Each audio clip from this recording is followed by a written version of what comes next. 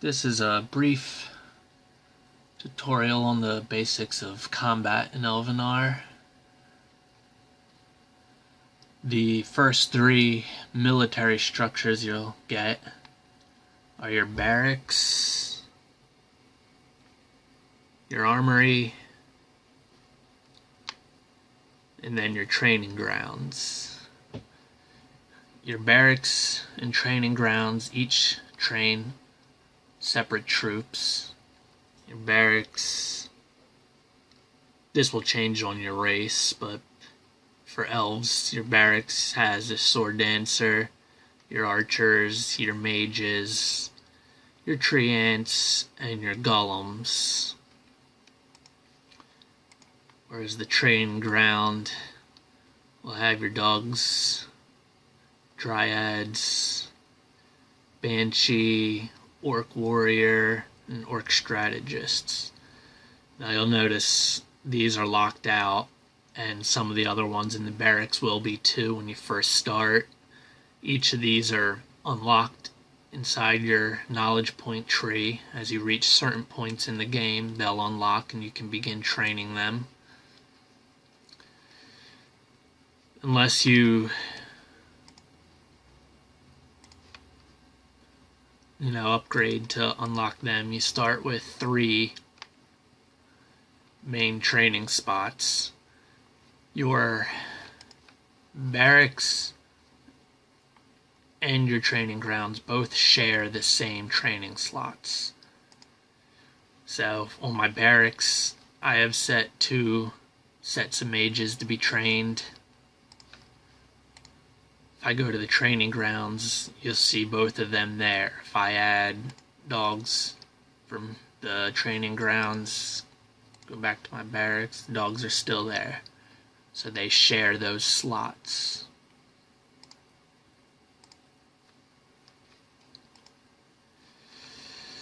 Your armory increases your squad size. It increases your training size. Quite 2 different things. You notice when you're training these, you've got little numbers up there to show how many of that unit is being trained in that spot. And down here you can select how many to train for each one. Those 2 have 23, has a max of 5. And those 2 for 3 for right now. Now they train more or less in terms of weight class. That's how they identify it, which is why these are different. I can only train a max of 3 golems at a time versus 23 sword dancers, because these are a lighter unit than them. It makes sense, but the wording, the way they portray it's a little goofy. But your armories will increase the amount of units you can train at one time. Your basic training size, at least mine, is 6. And then it'll list your armories. This is how many armories, which I only have 1 right now. And this is the total boost I get from those armories, which is 17 units. So that plus that gives me my max training size of 23 normal weight class units. You can upgrade armories, and you'll see that it increases your training size, but they can start taking up a good bit of room as well. Same for barracks, they do start taking up larger sizes, but upgrading can increase your training speed and the amount of slots you have unlocked. Mine's 3, as you saw earlier. And same for this, the training grounds, really. So units only cost supplies. So if you have supplies, keep training. even if you're not using them right now, you should be. You'll always need more. Trouble's balancing out how much room in the city you want to dedicate to your military versus just negotiating all your costs and using goods. For combat itself, you have two areas of combat. One is provinces on your world map when you scout them. When you scout them, you have 8 battle zones to a province. You click on them, and you have your negotiating costs, which you can pay your goods and not fight, or you can fight. The second one is when tournaments are active. You get 4 battle zones to each of them, and you have your same negotiating costs or fight. Now, generally, your tournaments will have less units and less costs than a standard scouted province. As you can see on here, versus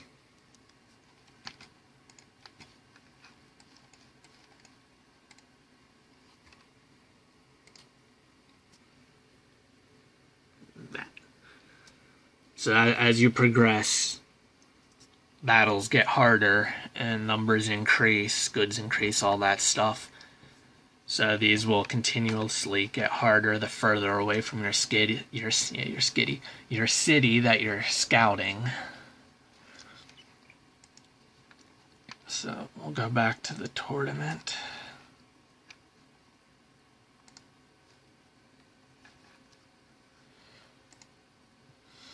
So as for fighting itself,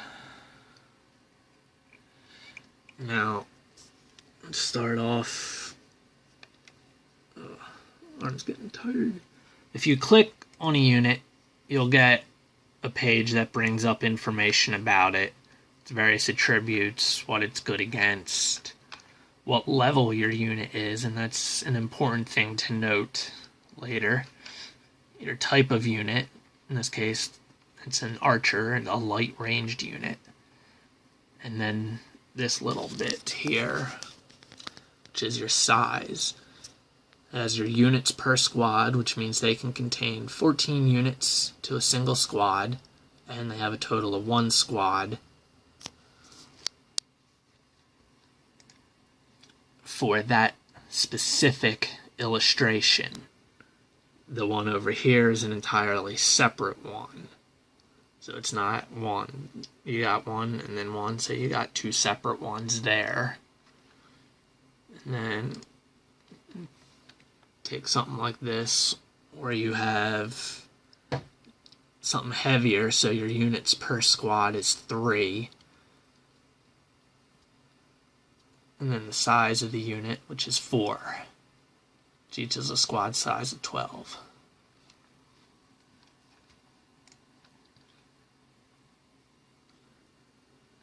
Now the maximum their squad size can be will be listed here, which in this case is 14 for this specific tournament fight. So you notice that theirs was 12 and theirs was 14 combined, independently combined. That makes sense.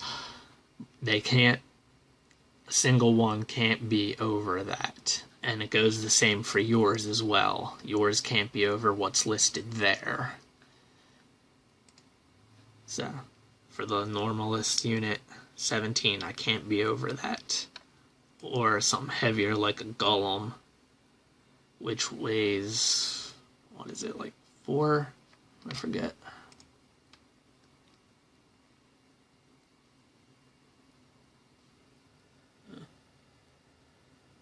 Three units per squad.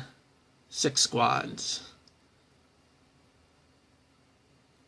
Which seems a little off, actually, but oh well. I ain't gonna nitpick. Now, to be perfectly honest, usually all the time, I'm not even paying attention to that. Probably should be, to be honest. But usually, you'll just be paying attention to this screen. As for troops you can use, you have your tab right here, which is all the units from your barracks. And then another tab here, which is all the units you have from your training grounds.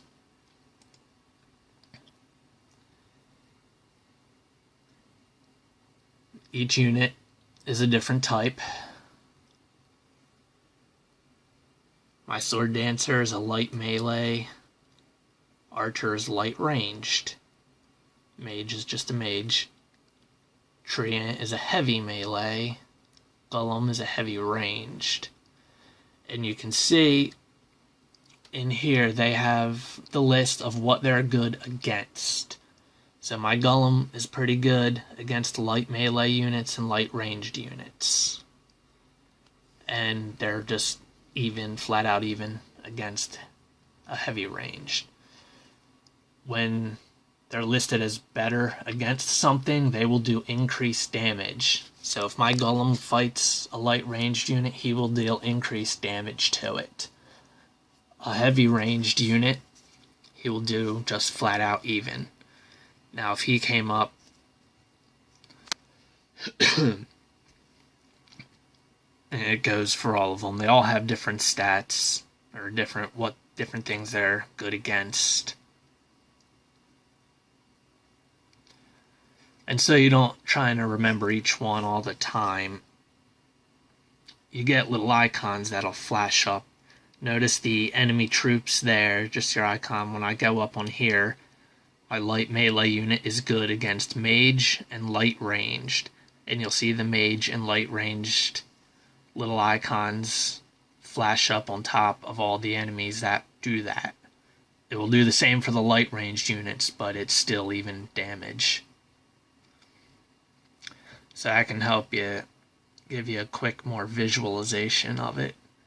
You see this, where the archer is good against mage units, but only even on light range, but the light range will still show up, so take note of that. It doesn't necessarily mean you got a bonus. 2 bonuses and 1 even. Your enemies, however, have the exact same thing. They have units they're good against,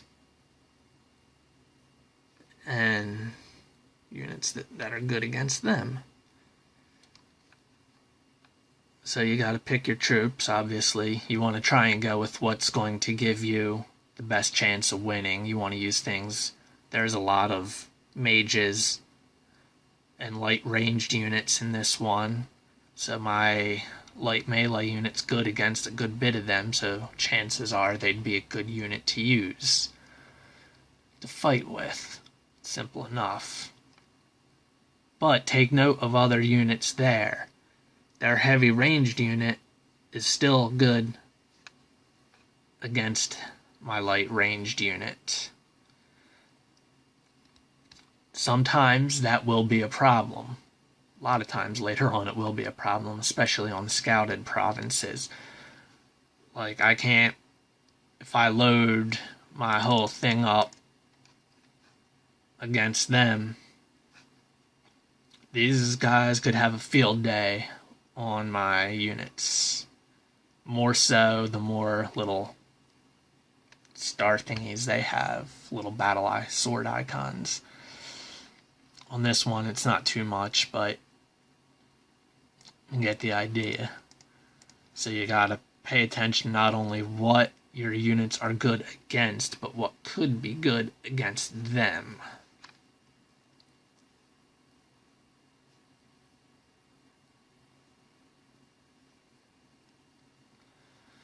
So for the majority of these, I'm looking probably light range. I oftentimes forget about what we have here. It'd actually be fairly decent too.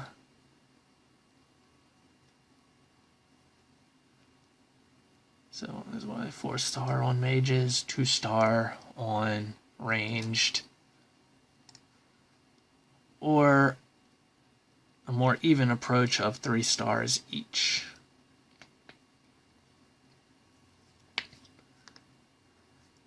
It's up to you, really, however you want. Whatever you feel is best for your particular battle. It also depends on how many of the units you have trained. If you don't have any of one, that kind of takes that choice away from you. But, and I'm looking at this through my little phone screen, so it's really hard to read all these numbers. I'll try 3 of them to take out all of these guys here. But I need to be careful of these guys. I need to be able to destroy them fairly quick before they wipe out all of them. So I need something that's strong against them, which in this case is a mage unit, a tree ant, and a golem is equal. So basically you'd be looking at, say, heavy melee for the tree ant or the mage. So let's take a look at what they have. Heavy melee and mage. It's always a problem. You're always going to have units that counterbalance each other. And these, one on heavy melee and even on mage. So I guess statistical wise, a mage would have a slight advantage. So I'll try 2 mages. And hope for the best. Now, your amount of units down here will change on every province. Sometimes you might only have one single set of units. Sometimes, like this, you have a whole bunch. And it can be anywhere in between as well. You have 2 choices: either fight and play the little fighting mini game yourself, or auto fight, in which case it just does it automatically, obviously. If you got a lot of provinces to clear through, fighting by yourself can take quite a bit of time. So a lot of times you'll just auto fight and it'll give you a confirmation message. Victory. Barely. As you can see, they're all their icons are dead. I won. Unfortunately, I lost most of mine on that example. These are the only ones to survive. A couple of sword dancers. You can pay to get them back, but why bother?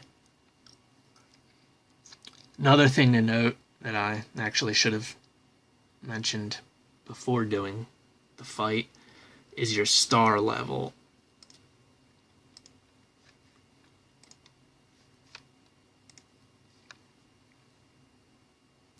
You'll notice on the bottom of your enemy troops there'll be little stars. That indicates what level they are, as well as up there.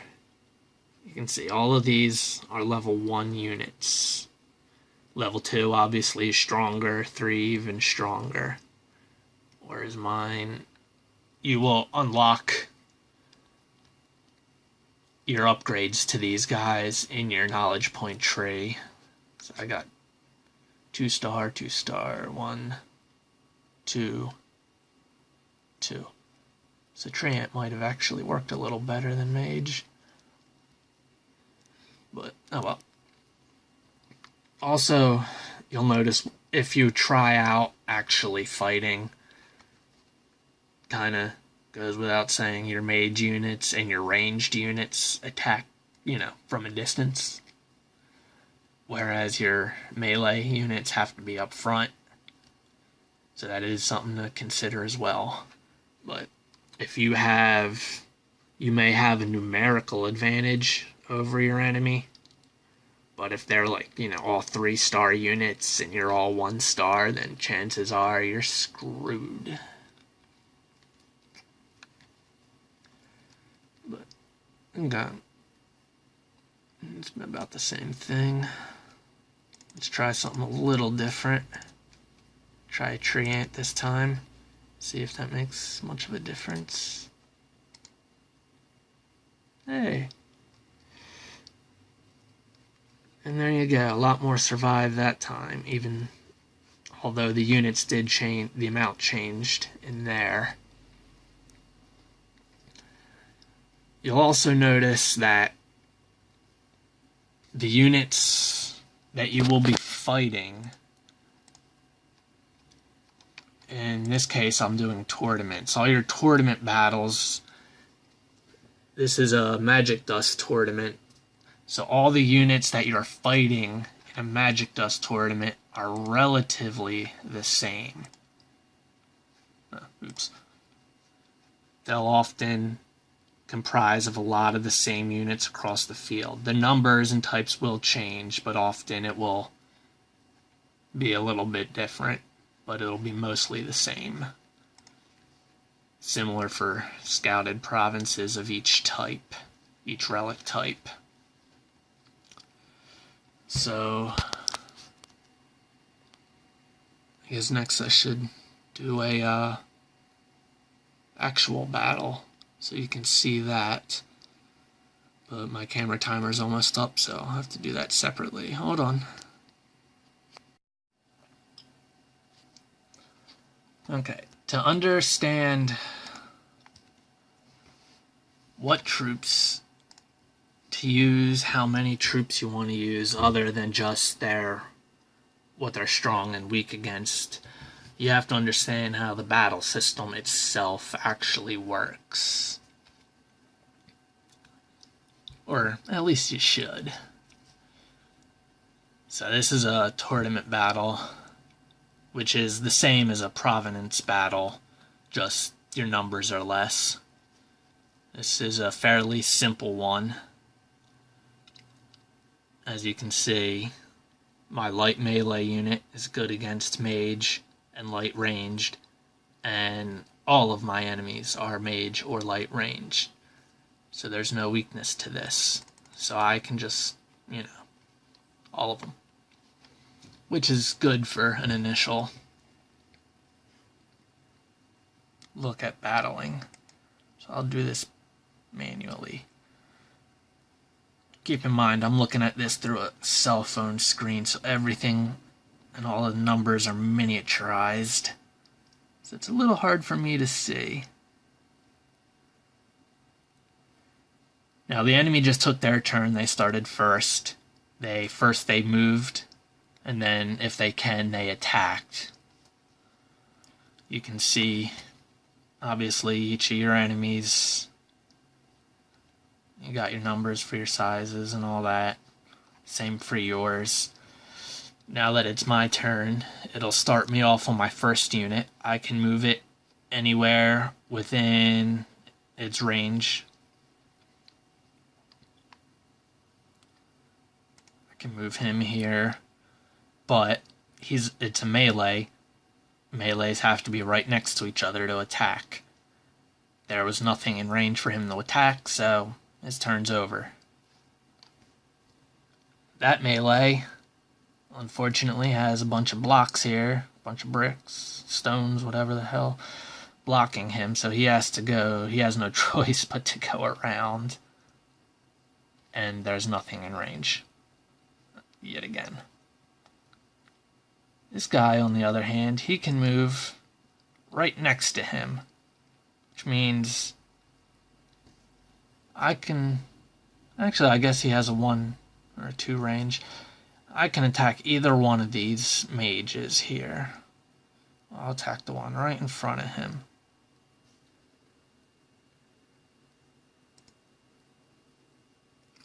You'll notice that says plus 30%. That's because this light melee range has a bonus against these, so I get extra damage dealt to them. Now this guy, his turn, I could move him right here and attack, but my next turn would be him. He would not be able to reach these guys. And that's just a wasted turn if I could have attacked and don't. So I'll scoot him all the way up here and attack the same mage. I might as well, try and finish them all off at once. Okay, no, I can't reach that mage, never mind. So I'm stuck between the ranged or the mage, and I don't like mages. Plus 30%, killed 3 units. Notice the little skull there. Once reduced their size from 7 to 4. Now it's his turn. Now I can move here since I moved last turn up to there. And I can attack.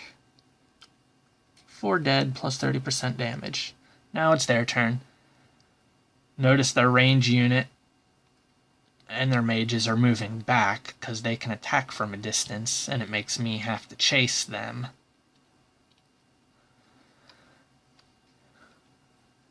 Which is a smart strategy. Now I can move him up, but he still can't attack. Whereas these guys can. 3 more. Now he can, I'd rather hit the mages, but as you can see, I can't reach them. So instead of wasting a turn, might as well hit some. Also worth noting, some units have a special trait called Strike Back, which means when you attack them, they will attack you back and do a small amount of damage. And that doesn't count as their turn or anything. So, be careful who you attack. Move him up. And attack the mage. And now the mages are all dead there. So they're removed from the battlefield.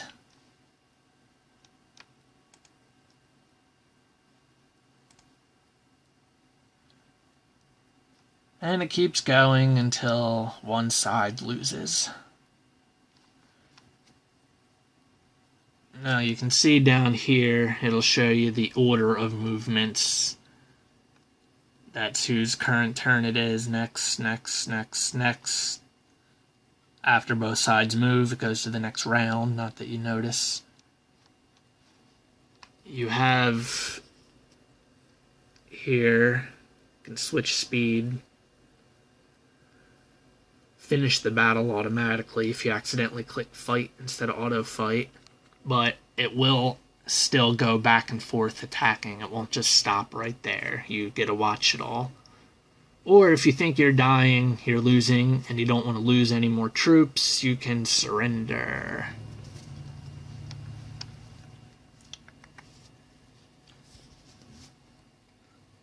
Now it's his turn, but since I got units both right here and here, I can't reach either of them, so I'm just stuck.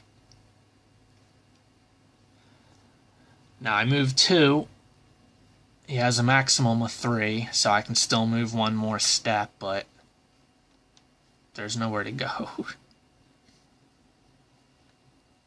So you just click, I can just click on this square there, and that'll end his turn. Fortunately, they got me a little bottled up right here, so that's no good.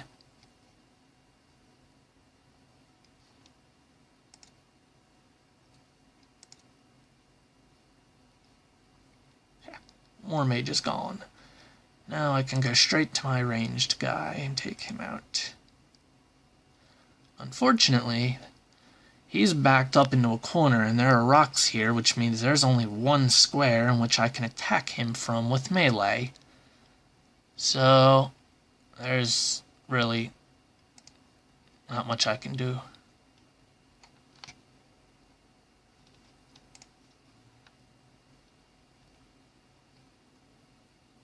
You'll notice the minus 50% there. That's because his unit is not strong against mine.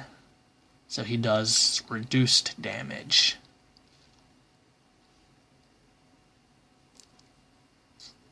But again, I still can't reach you with him. And of course, the order of the units are annoying me. Really?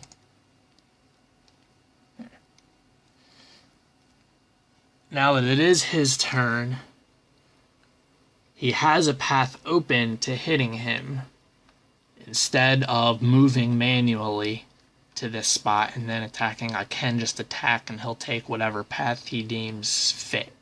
In this case, there's only one path, so. And that's it. Once either side is defeated, that's how it goes. Now with more units, it gets more complex with adding melee, ranged, mages. It can all be very complex. You don't want to obviously send units after things they're weak against. You want to try and send them what they're strong against, but you have to take into consideration who you need to kill first. If they have something that can kill half your troops, but you need them, then you want to wipe that enemy out first. But, oh well. That's it, victory. And get my reward. Tournament points. And that's basically how their battle system works. So I suggest, playing around with the system and getting used to it, especially in the earlier chapters when it's easier. And, don't be afraid to try stuff. If you lose units, you can always build more. Eventually. Refresh this.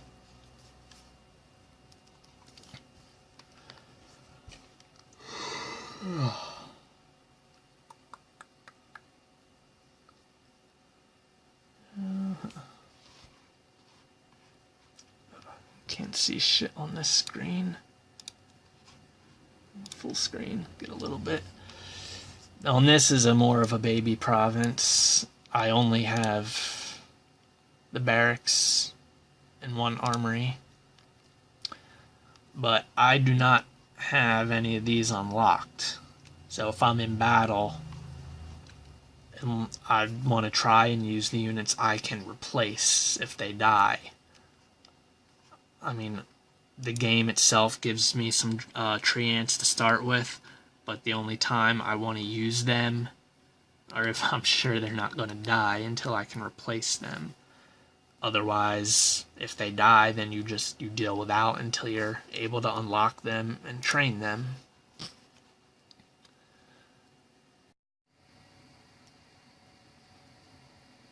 Okay, camera cut me off because it was out of room that time, so take 3. This final piece probably should have been mentioned earlier, but quite frankly, I just forgot to mention it earlier. So we'll be talking about squad sizes. Now you've heard me mention that before and shown it a little bit, but we're going to discuss that a little bit more. Now one question I see fairly often from new players is why occasionally their troop numbers seem to go down when they're not fighting or doing anything. And the reason for that is your squad size. But you haven't actually lost any troops. When you hover your cursor over the little octagon thingy there, you'll see your total squads, your units per squad, and your single units overall. Now in this case, my squad size is 321. And I have a total of 776, sword dancers. Which, if you divide it out, means I have 2.4 squads. So if you had 100 troops, and you were able to do 10 units per squad, you'd have 10 squads. But if you upgraded that to where you could have 15 units per squad, you still have 100 soldiers, but at 15 units a squad, you're going to have less than 10. So your total squad size will adjust automatically as you get larger squad sizes, but your single units overall will remain the same. The only way that's going to change is if you train more units or you lose units in combat. Now, for squad sizes, obviously the more troops you can put into play, the better off you're probably going to be. For tournaments, they control the squad size. It's scaled down, so it doesn't start off brutally hard. But for scouted provinces, you don't see that so much. I have a full squad size, 321, where I can put a full 321 points of weight into a single octagon. Hexagon. Keep saying octagon, I don't know why. Hexagon. So, if I can put 321 there to do a fight on that, obviously if I could put, say, like 500, it would mean I'd have a much better chance at winning the battle. So the question becomes, how do I raise that squad size? And that is fairly simple, actually. It's in your knowledge point tree. You'll see certain upgrades that say squad size upgrade, followed by the number, the current one you're at. When you fill them up with KP and then activate it, your squad size will automatically increase. All those numbers that I just showed you in the barracks and training grounds, they will automatically adjust. Now, something to remember with that is scouted provinces and provinces that still need to be scouted. When you upgrade that squad size, that will affect how difficult a province is to scout. And if you're close enough to the line of it being changed, it will. For instance, if this were a medium difficulty and I was, close enough, activating one of them squad sizes could knock this down from medium to easy, which obviously is good. But on this province, because it's already scouted, let's say that was medium, and I have already scouted this, as you can see. If I now get that upgrade, it doesn't affect it. It's still going to be medium, and your fighting and your negotiating costs are still going to reflect that medium. So it's something worth considering to look ahead at, see where your squad sizes are compared to when you want to start scouting provinces or when you need to for quests or whatnot. So it's a good thing to pay attention to.